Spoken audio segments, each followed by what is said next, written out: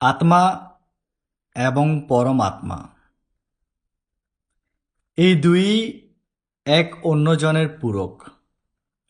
এই আত্মাকে জানার জন্য অনেক দর্শনীয় অনেকভাবে দর্শন করার চেষ্টা করছে। কেউ ধ্যানের মাধ্যমে, কেউ যোগের মাধ্যমে, কেউ আবার কর্মের মাধ্যমে। আবার এমন কেউ কেউ তো আছে জ্ঞানের মাধ্যমেও এই আত্মাকে বা পরমাত্মাকে জানার চেষ্টা করে।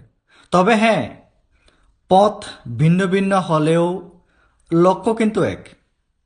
নমস্কার, আমি তাপস, আপনাদের মাঝে জ্ঞানের কথা নিয়ে।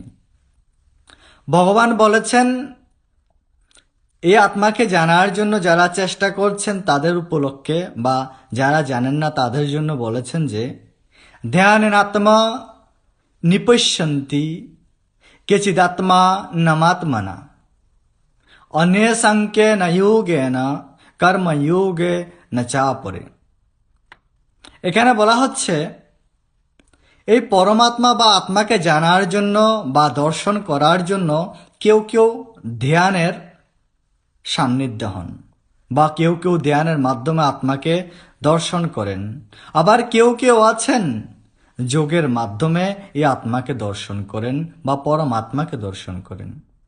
আবার এমনও কেউ কেউ আছেন যারা যোগের মাধ্যমে, কর্মযোগের মাধ্যমে এই পরমাত্মাকে জানার চেষ্টা করেন।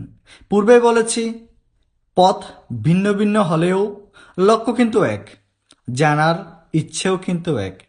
হ্যাঁ সনাতনী সন্তান, আপনিও যদি ঈশ্বরকে বা পরমাত্মাকে বা ব্রহ্মকে বা আত্মাকে জানার চেষ্টা করেন বা ইচ্ছে প্রকাশ করেন, তাহলে অবশ্যই আপনিও জানতে পারবেন। নমস্কার।